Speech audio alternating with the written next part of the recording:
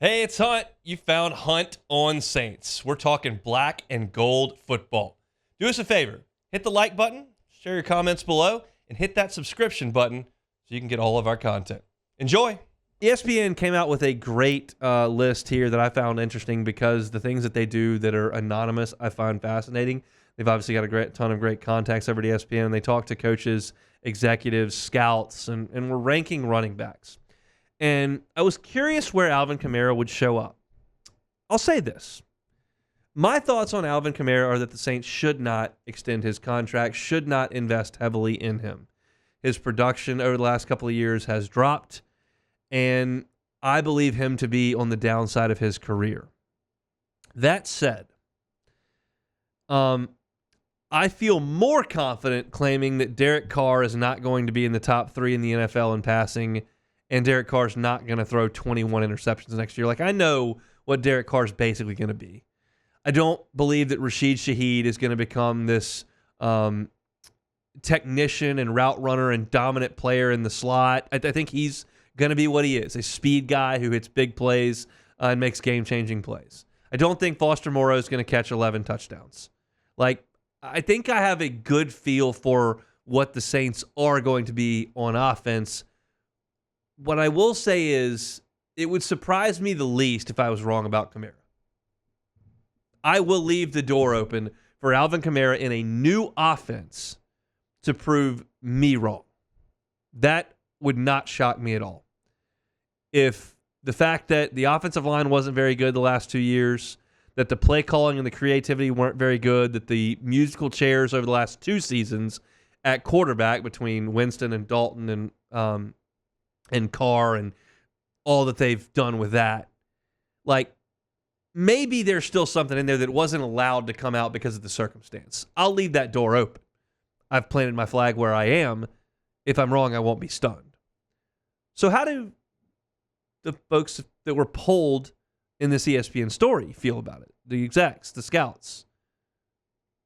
Well, they got Christian McCaffrey at 1. Okay, he's 28 years old, but he's been phenomenal and was massively productive last year.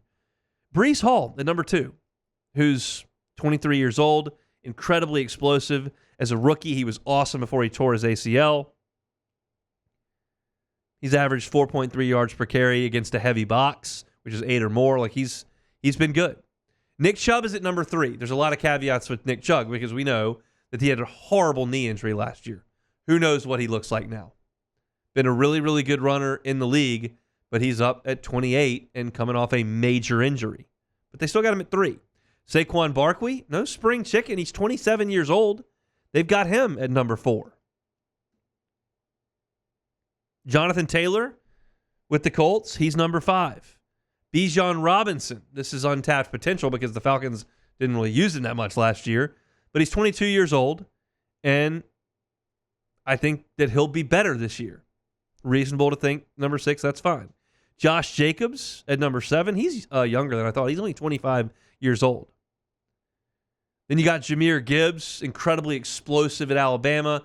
Had a rookie year where he shared a lot of carries, but kind of won that battle over the time of the season. And by the time they got to Thanksgiving, he was kind of the main guy in Detroit. He's number 8. Derrick Henry still hanging on at number 9, 30 years old. Got a new home in Baltimore. We'll see. He's got more than 2,000 carries in his career. And number 10, rounding things out, Travis Etienne. 25-year-old. Missed his whole rookie year because of an injury, but back-to-back 1,000-yard seasons, 16 total touchdowns, nearly 100 receptions. He's been pretty good.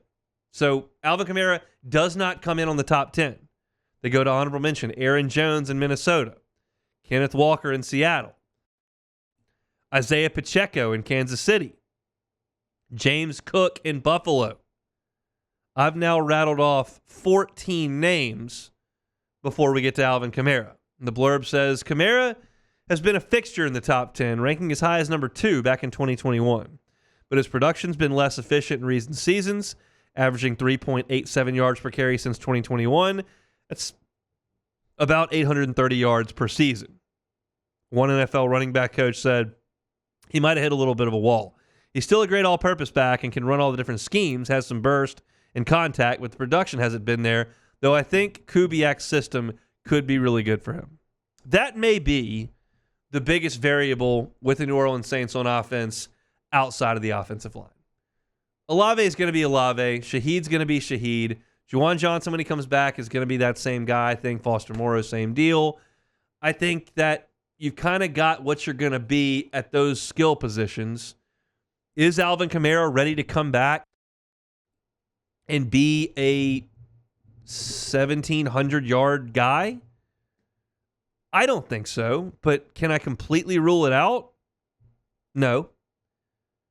If they block it a little bit better, they find out that Penning can play at right tackle and can be a quality run blocker, which is what his physical build would suggest he could do. They find out that Fuanga is an NFL left tackle. And if you get better play from Cesar Ruiz and you get the same type of play at center that you feel like you should get from McCoy, maybe they're a little better running the ball, and maybe holes open up in those explosive plays that simply have not been there for Alvin Kamara. He hasn't run. He's run one run over 20 yards in 2 years. You would luck into more than that, it feels like. That could be a variable that I'm not accounting for. And I would love that because it is a treat to watch Alvin Kamara play in space, or it was 8 years ago. Question is, can it be now? And can we go ahead and pin all of these issues on poor scheme and bad offensive line play? That just remains to be seen. I don't have a problem with ranking Alvin Kamara at 15. I think there's better football behind him than in front of him. But I'm holding out hope that he proves me wrong this year and comes out and has a far more productive year. We'll see. Feels like that most of the people who evaluate football kind of feel the way that I do. And let's hope that's not true. Hey, it's on. Thanks for watching Hunt on Saints. Before you leave, help us out a little bit. Hit that like button, leave your comments in the section below, and hit that subscribe button so you get all our content right here from Hunt on Saints. We'll see you next time.